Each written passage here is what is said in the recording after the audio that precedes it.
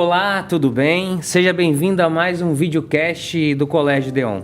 Esse programa que é uma proposta do Colégio Deon, da UniTV e da Universa Sul. Hoje, como vocês perceberam, eu não sou o Matiola e sim o professor Lucas. Hoje nós temos a honra de receber um convidado muito especial, cuja trajetória e dedicação à educação tem inspirado muitos ao longo dos anos. Nosso convidado é o diretor do Colégio Deon. Com 17 anos de experiência, direção, ele não apenas transformou a escola em um modelo de excelência educacional, mas também se destacou como um grande palestrante, compartilhando seu vasto conhecimento e experiência com diversos públicos. Formado em Filosofia e Administração e agora atualmente terminando também o curso de Psicologia, o nosso convidado é o diretor Matiola. Seja bem-vindo, Matiola. Obrigado, Lucas. É uma sensação muito legal estar do outro lado da mesa hoje. Então, obrigado por essa experiência de ser entrevistado, né? Eu já entrevistei tanta gente, estar do lado de cá vai ser uma novidade. Então, hoje vamos conhecer um pouco mais sobre sua vida, suas inspirações e os desafios que enfrenta na liderança de uma das escolas mais prestigiadas da região. Vamos lá? Matiola, à frente do Colégio Deon há 17 anos, quais foram os maiores desafios que encontrou ao longo desse período e como conseguiu superá-los? Então, acho que quem está na escola sabe que os maiores desafios são sempre conseguir inovar. A escola que nós conhecemos há 50 anos, essa escola não existe mais. Talvez exista no modelo estrutural, nós ainda temos salas de aula com carteiras, cadeiras e quadro, mas a forma e o relacionamento com que as pessoas constroem um aprendizado na sala de aula, ele mudou bastante. Nesses últimos anos, tivemos os desafios da pandemia, o incremento da tecnologia, e para nós tem sido um grande desafio a formação de professores. Infelizmente, é uma profissão que poucos se atraem por ela, e encontrar bons professores tem sido uma grande dificuldade. Nesses anos todos também nós tivemos como desafios a aprender a fazer inclusão. Ainda estamos aprendendo, que é, sem dúvida alguma, uma das grandes tarefas da escola. E, claro, fazer gestão, né? Como você disse aí, a minha primeira formação é filosofia e virar diretor exigiu que eu aprendesse muito de gestão também. Então, eu fui fazer administração exatamente por conta disso, por ter assumido a direção e aprender a fazer gestão de uma série de coisas, falar de orçamento, falar de crescimento, falar de projeto pedagógico, conseguir entender as duas coisas, gestão e educação. Então, eu penso que a forma de enfrentar os desafios, voltando à pergunta principal, é não ter medo de encará-los, de assumir que a gente tem desafios, que tem problemas e buscar a solução. Elas não virão automaticamente, não virão devagar, não virão por conta própria, a solução a gente precisa criar. E eu gosto muito de inovação, né? Nesses 17 anos de gestão da escola, eu posso dizer que não houve um ano em que a gente repetiu as coisas. Ainda que os eventos sejam repetidos, nós inovamos na forma, no jeito, na organização das coisas, porque eu acho que é isso que move a escola, né? Eu costumo brincar que aluno não cai do céu. Então, quando eu assumi, tinha 715 alunos. Hoje tem 2.300. Não é resultado só do meu trabalho, é resultado de toda uma equipe de gente que acredita, que gosta da educação. Uhum. Como a sua formação, tanto na área de filosofia, como administração e psicologia, como essas abordagens no seu dia a dia, elas aparecem? Pode dar algum exemplo concreto? Então, eu sempre digo que todo mundo deveria fazer filosofia.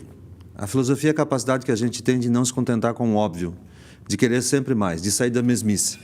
Então, a filosofia, por mais que hoje talvez eu não lembre mais dos filósofos, porque faz 17 anos que eu não dou aula de filosofia, então é óbvio que eu não vou lembrar aí, se alguém me perguntar de um filósofo, como perguntam para ti ou para o Daniel, certamente vocês sabem, eu não lembro mais.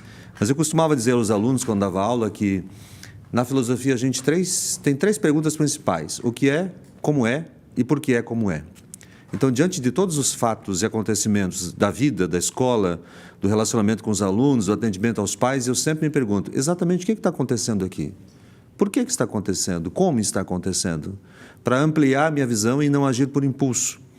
Eu penso que uma das grandes dificuldades que a gente tem no relacionamento humano, e escola é um lugar em que se tem relacionamento humano todo dia, o dia todo, é essa capacidade de lidar com o improviso, porque por mais que se imagine que alguém que está fora da sala de aula tem uma vida muito rotineira, é exatamente o contrário. O professor sai de casa para dar aula, ele sabe o que vai trabalhar. Tem desafios, tem desencontros? Sim. Mas nós, na gestão, nunca conseguimos cumprir a nossa agenda, porque sempre surgem situações inusitadas. E aí a filosofia me faz também ter uma grande capacidade de buscar compreender o ser humano. A filosofia tem essa coisa de nos fazer pensar sobre a vida de forma despreconceituosa.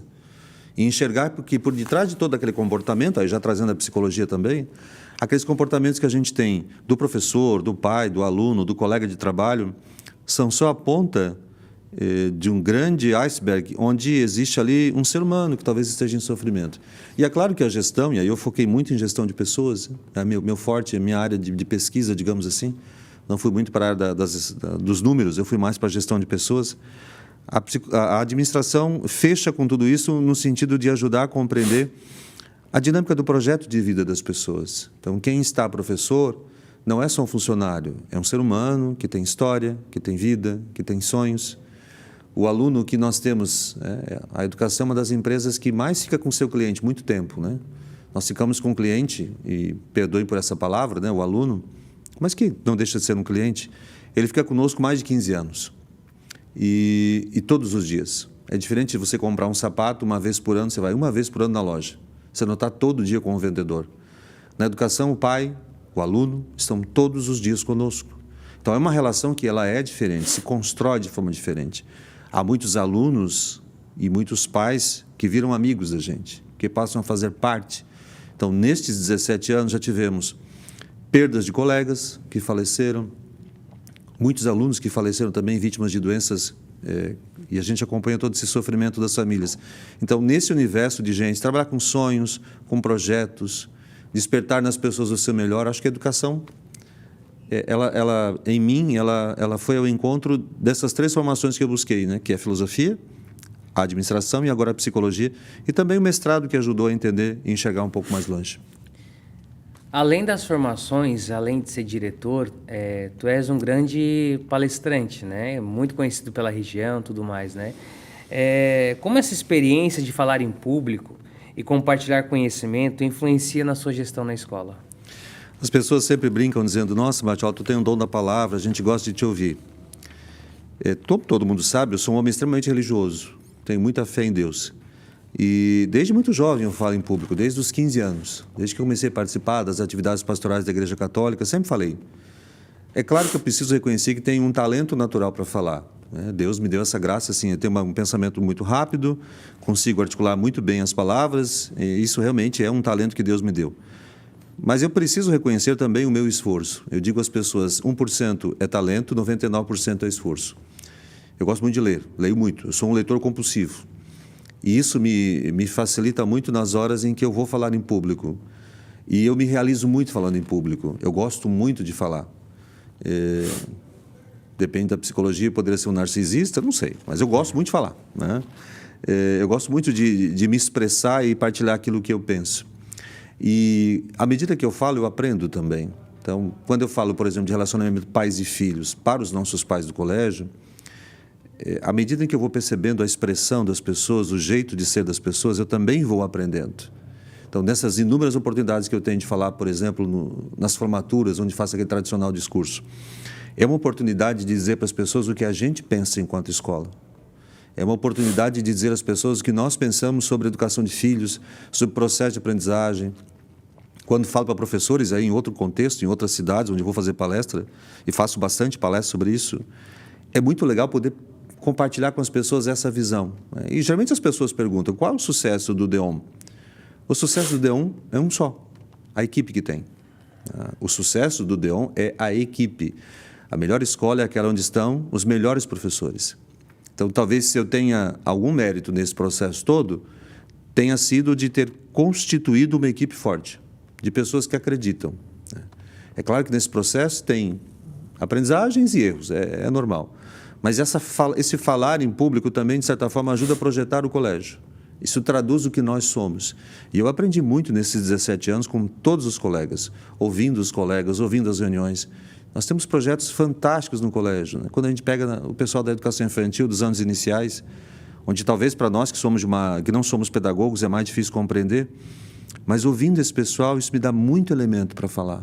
Então, ser palestrante, não só de temas educacionais, mas também de temas de família e no âmbito religioso, me dá a oportunidade de dizer aquilo que eu acredito, da vida. Como já sugeriu na tua fala a questão de ler, né? Gosta muito de ler, procura comprar muitos livros, né? Como esses livros, teria algum livro ou algum autor assim que te influencia hoje atualmente de maneira mais precisa na gestão?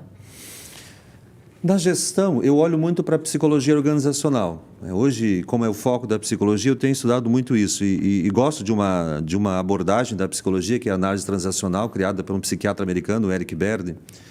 E a análise transacional, ela traz muitos elementos para a gestão. Ela nos ajuda a compreender como acontecem os relacionamentos entre as pessoas. Então, hoje, eu estudo muito sobre psicologia, especificamente nessa abordagem que eu falei, que é a análise transacional, e todos os teóricos, né? Aqui no Brasil, a gente tem a União Nacional dos Analistas Transacionais, que é uma formação que ainda quero fazer. Tive a felicidade de ser aluno da Andréa Vronsky, que já foi nossa entrevistada aqui, aliás, a primeira entrevistada, que é analista transacional. E isso traz elementos muito importantes para entender o ser humano. Então, a minha busca neste momento é de compreender mais o ser humano. Porque tudo numa empresa dá certo ou errado por conta das pessoas. As máquinas podem falhar, os equipamentos podem falhar, mas são as pessoas que fazem e constroem tudo isso, né? Então, o meu foco de estudo hoje é isso. Claro que eu leio de tudo. Muito de psicologia, muito de filosofia, leio muito de gestão, leio muito livro sobre famílias, leio muito livro religioso.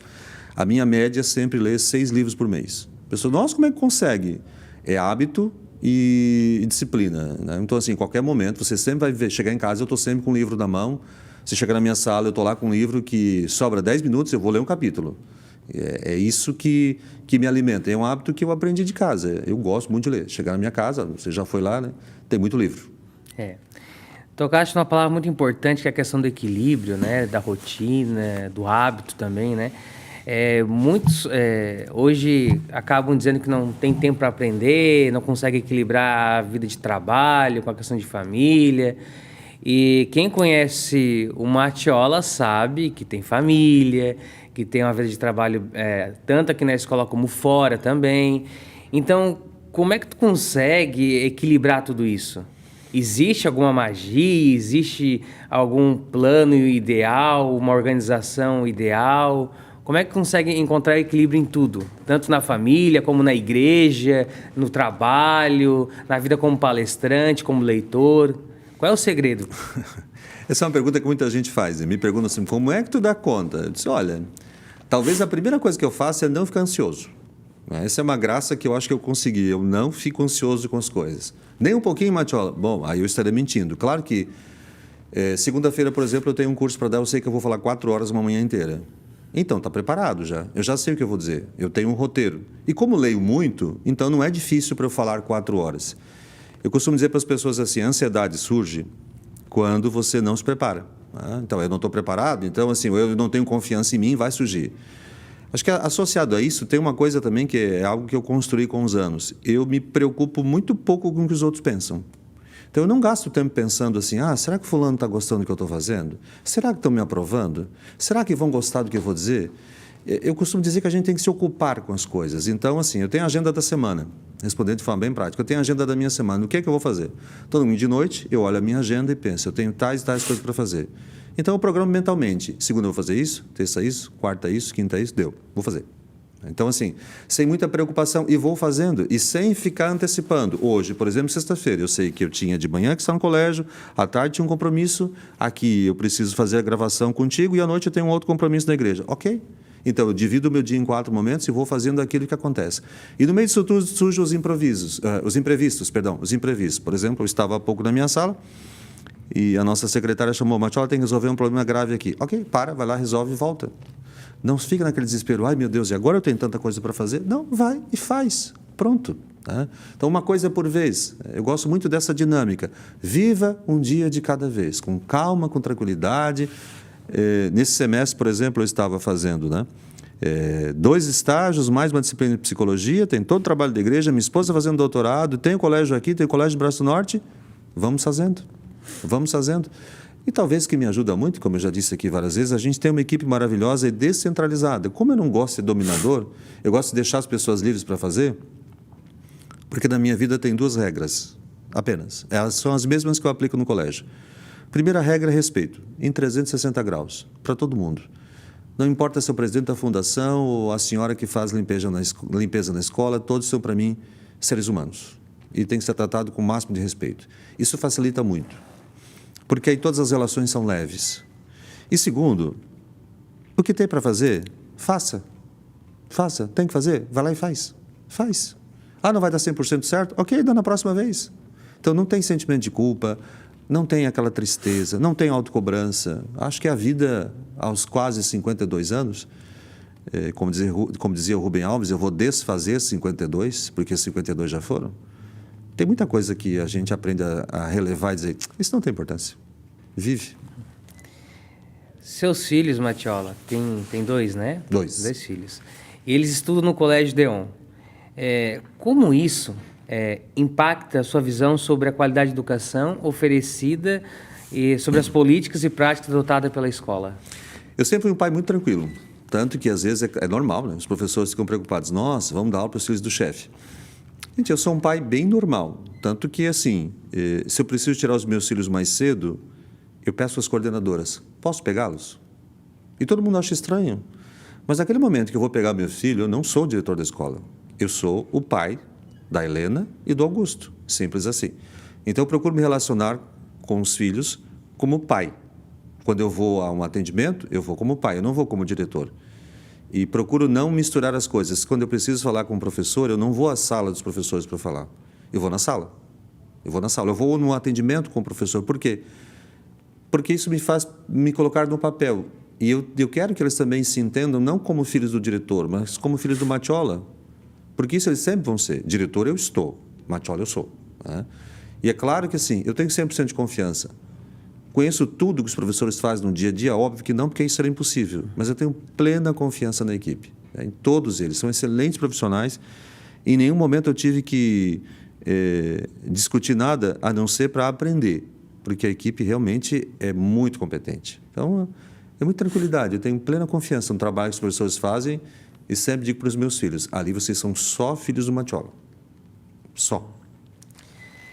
Nós, enquanto professores, a gente tem um certo relacionamento com os nossos alunos, né? A gente tem uma maneira de se relacionar com eles diferente. Você agora como diretor e antes de ser diretor era professor. Como é que ficou esse relacionamento com os alunos? Antes era como professor, agora como diretor. Claro, acredito que muitos dos seus alunos já não estão mais na escola, né? Mas eu acredito que os pais, que talvez foram seus alunos, e agora os seus filhos, como é que é esse relacionamento de diretor e aluno para professor e aluno? É claro que muda, porque existe uma ideia muito estranha em torno da figura do diretor. Ainda ontem um pai me dizia, minha filha ficou tão surpresa porque tu falaste com ela. Ué, mas eu não sou nenhum extraterrestre. Tanto que é muito comum assim, eu vejo que com as crianças, sobretudo, e as crianças são sempre muito sinceras, né? Então eu chego no corredor lá do Fundamental 1, as crianças vêm, oi tio, abraço, amarro o cadarço, dou beijo. Quando eles pedem, tio, quer dar um abraço? Ok, vamos dar um abraço. Claro que no primeiro momento, quando eu saí da sala e virei diretor, muita gente continuou ali naquele tempo, né? E eles tinham medo, né? Agora o Matiola é diretor, agora ele sabe que a gente apronta. Mas agora, com o tempo, eu vejo essa turma agora trazendo os filhos para o colégio, né? Então, tem ex-aluno que hoje já traz filho para o colégio. Aí eu penso, nossa, como o tempo passou. Mas eu, assim, de minha parte, eu não sou nada protocolar. Então, se um aluno quer conversar comigo, vai entrar na minha sala, vai conversar e pronto. Eu procuro não impor esta visão. Até as professoras brincam, né? Se conversar muito, vai para a sala do Matiola. Acho que as crianças vão gostar, porque eu não vou brigar. Né? Não é meu feitio, né? Eu, de minha parte, pelo que percebo, é uma relação muito tranquila. Né? Então, os alunos brincam, me seguem no Instagram, mandam piada. Eu acho que é uma relação de respeito. Reconhecem que eu estou autoridade, mas não é uma relação distante. E já que a gente falou dos alunos e os professores, a equipe que trabalha junto contigo, né? Eu agora, como trabalho no colégio há 2 anos, eu percebo que o Matiola lá fora e aqui é a mesma pessoa, né? De fato, graças a Deus, né? A amizade, tem o respeito, né? É a minha visão enquanto professor. E agora a visão como diretor, esse relacionamento com os professores. Eu acho que o que tem de melhor na escola são sempre os professores e os alunos. Assim como tem que ter um bom relacionamento com o aluno, também tem que ter um bom relacionamento com o professor, porque é o professor que está na sala. O maior marketing da escola são os professores. E isso não é discurso para ser agradável, é de fato o que eu acredito. E por isso eu procuro sempre compreender os professores. Às vezes a gente não consegue, é óbvio, não consegue compreender, não consegue realizar aquilo que o professor deseja. Mas, por exemplo, eu sempre olho para o professor e penso assim como eu, esse ser humano tem sonhos, tem conta para pagar, tem casa para comprar, né? Tem muitos objetivos de vida, então eu preciso ajudar essa pessoa. Sempre que a gente aumenta o número de alunos, eu penso, poxa, que bom, tem mais trabalho para todos e todos assim podem realizar os seus sonhos, seus objetivos, suas metas de vida. É claro que a gente não pode esquecer que a gente é uma empresa e tem avaliação, e tem metas, e tem números, mas eu acredito que acima disso está o relacionamento, está o respeito. Olhar o profissional com respeito. Se precisar corrigir, está corrigindo alguns comportamentos, não é a pessoa, não é desqualificar a pessoa. Então, de minha parte, de novo, é a visão que eu tenho como diretor, tenho todos como amigos, todos como colegas de trabalho e com muito respeito pela pessoa que é, pelo profissional que é. Eu preciso acreditar nas pessoas, né?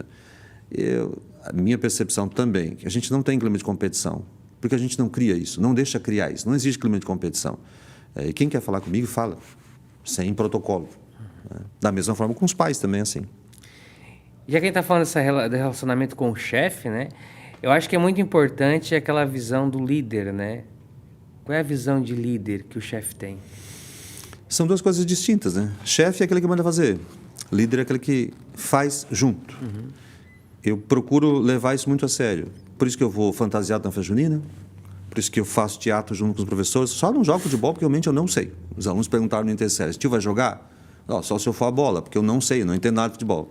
Dentro do meu limite, não dá para jogar futebol. Mas eu acho que a gente precisa estar junto, acreditar, estar presente nos momentos.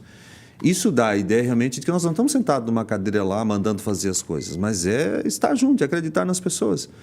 Eu acho que uma das coisas que eu mais consegui criar nesse tempo todo foi deixar as pessoas livres para criarem. Então, tem muitos projetos lindos que as pessoas disseram, vamos fazer? Faz, tem que fazer. Acho que essa capacidade de deixar os outros fazerem o que querem é que dá sucesso à gestão. E é claro, eu preciso ser muito grato, reconhecer muito o trabalho de cada um, mas sobretudo de quem está muito perto, que é a coordenação pedagógica. Eu tenho que ressaltar o trabalho aqui em Tubarão da Jerusa, que é a diretora adjunta, da Clésia, da Liene, da Kátia, da Lili, mas também em Braço Norte, o trabalho que a Gisela faz, a Rosângela, a Suzy. Todos trabalham muito próximos a mim, a Sheila, a Clarice, a Eliana, todo o pessoal da Secretaria Administrativa e que ajuda o colégio a se mover de forma tão rápida. Né? Porque a gente é um transatlântico, né? Para virar tem que ser rápido, senão a gente perde um tempo. Quais são os valores que a escola, você como diretor, procura nos funcionários, na equipe, para que esse colégio continue funcionando como ele realmente é? Do ponto de vista humano, a gente tem ética. Quando você tem uma postura ética muito clara de respeito ao ser humano, da sua dignidade, tudo fica fácil. Eu sempre vou dizer que a gente tem que abrir mão das hierarquias que a gente cria, por exemplo, é desta ou daquele partido político, desta ou daquela região, desta ou daquela... Não, é só um ser humano, que diante de mim é só um ser humano. Quando ele consegue purificar, então a gente facilita o relacionamento. E do ponto de vista da educação, é inovação. O Colégio Deon precisa sempre estar à frente do seu tempo. Nós queremos puxar muita coisa da educação e a gente vai com muita calma, muita tranquilidade. Sem invenção para deixar a coisa fora do controle, mas também não podemos fazer do mesmo sempre. Então, é inovação constante. A inovação para nós é algo que puxa todos os projetos pedagógicos. E muita competência. E isso, sem dúvida alguma, o colégio tem. Nós somos assumidamente uma escola conteudista. Porque a gente entende o seguinte, se você precisar de um especialista em medicina, quem é o especialista? Alguém que estudou mais. Então, os nossos alunos têm que estudar mais. Estudar mais para poderem realizar seus sonhos. Mas também uma formação integral, com esporte, com cultura, com lazer, com serviço social, é esse todo. As pessoas geralmente gostam dessa parte, mas quando chega no estudar bastante, todo mundo reclama. Não deu, a gente oferece essas outras coisas. Por exemplo, está acontecendo entre séries agora, teve festa junina, tem trabalho social, mas tem que estudar muito. Porque isso vai nos garantir realizar os nossos sonhos e projetos na vida. A gente ouviu bastante a palavra inovação, né? Essa inovação educacional, que é a proposta do colégio, Quais são as iniciativas mais importantes que o Colégio Deon implementou nos últimos anos? Nós implementamos na área da tecnologia todo o trabalho que a gente faz com o Google, tanto que ganhamos 2 prêmios mundiais, né, de inovação. O próprio trabalho da Salatec, estamos capacitando os nossos professores e vem novidade por aí. No próximo semestre a gente vai falar sobre isso, nós vamos trazer aqui o pessoal para comentar o que vem de inovação na área, ainda na relação com o Google, para os nossos alunos agora. Estamos criando também o Espaço Maker, que deve começar a funcionar o ano que vem, e todo o aparato tecnológico possível para ampliar a aprendizagem. Para nós, tecnologia ela só tem sentido se ajuda o aluno a aprender melhor. Não é para colocar na sala de aula. Muita gente pergunta assim, não tem robótica? Olha, se for só para montar robozinho com Lego, não faz sentido nenhum para nós. Tá? Para nós, a robótica ela tem que estar conectada a um processo de ensino-aprendizagem. Aí sim, aí nós queremos utilizar. Fora isso, para nós não faria sentido nenhum. E quais são seus sonhos enquanto diretor ainda para o Colégio Deon? Continuar crescendo. Continuar crescendo. Continuar crescendo em número, mas também em qualidade. E as pessoas podem perguntar, e tem como crescer ainda? Tem projetos para isso. Se você chegasse na minha mesa hoje, você ia ver que o calendário de 2025 está na minha mesa. Eu já estou vivendo o planejamento de 2025. A gente não pode viver só pensando no ano seguinte, mas eu também já estou com um projeto até 2028. As coisas estão pensadas até 2028. E a gente vai soltando a dose homeopática à medida que as coisas têm condições para criar. Mas esse crescimento não é só em número de alunos, mas em projetos, em estratégias, em caminhos, em parcerias, para que as pessoas aprendam mais e enxerguem o Deon sempre como a melhor escola da região. Que bom. Matiola, estamos quase chegando no final do nosso programa, né? E agora eu gostaria que você dissesse para os futuros educadores e diretores que conselho que o Matiola daria baseado em sua vasta experiência na formação multidisciplinar. Desculpa, travei aqui. Multidisciplinar. É isso. Vejam só, primeiro, muito estudo. Muito estudo. Ninguém chega a algum lugar sem estudar muito e continuar estudando. Se alguém quer ser diretor, entenda, o diretor é alguém que foi retirado da sala de aula, que conhece a sala de aula, que conhece os processos, mas depois de 2 anos a gente fica desatualizado pedagogicamente se não se cuida. Então, um bom diretor tem que entender de pedagógico, ele tem que entender de sala, tem que entender de processo de ensino-aprendizagem. Um bom diretor tem que entender de gente, tem que entender de pessoas, tem que entender de processos, de vaidades humanas, de medos, de inseguranças. Por isso, estude sobre gente, estude. Entenda que a sua escola, a escola da qual você é gestor, ela tem uma imagem na cabeça das pessoas da comunidade. Então, trabalhe com essa imagem para que as pessoas sempre acreditem na escola em que você faz gestão. E para aqueles que são novos na profissão ou que pensam em ser professores, entendam que a nossa profissão ela tem uma responsabilidade muito grande de ajudar as pessoas a realizarem seus sonhos. Do ponto de vista psicológico, às vezes nós somos o único adulto próximo aos nossos alunos, porque eles vêm de famílias, às vezes, em que estão muito abaladas por diversos fatores. Então, para quem quer ser educador, seja excelente naquilo que você faz. Você quer ser professor de matemática? Por favor, seja o melhor professor de matemática possível, mas aprenda de gente, aprenda de processo de ensino-aprendizagem, não caia na mesmice, não dê sempre a mesma aula. Isso vai fazer com que você seja destacado no mercado e as melhores empresas busquem você. Formação pode custar dinheiro, mas custa, sobretudo, vontade e esforço. Então, Matiola, a gente agradece, né, a sua participação. Muito obrigado, mais uma vez, pela sua experiência, suas palavras. É muito bom receber você hoje no programa como alguém que está sendo entrevistado. Obrigado, Lucas. Obrigado pela oportunidade de ser entrevistado e obrigado a você que sempre nos acompanha. Eu tenho dito que é um prazer receber as pessoas. Se você é de outra escola, é professor iniciante, é diretor de escola, quer trocar alguma ideia conosco, venha ao Deon. A gente sempre vai estar de portas abertas, sempre. Nós queremos o melhor para todo mundo. Tem espaço para todo mundo crescer. Compartilhe e divulgue o vídeo de hoje.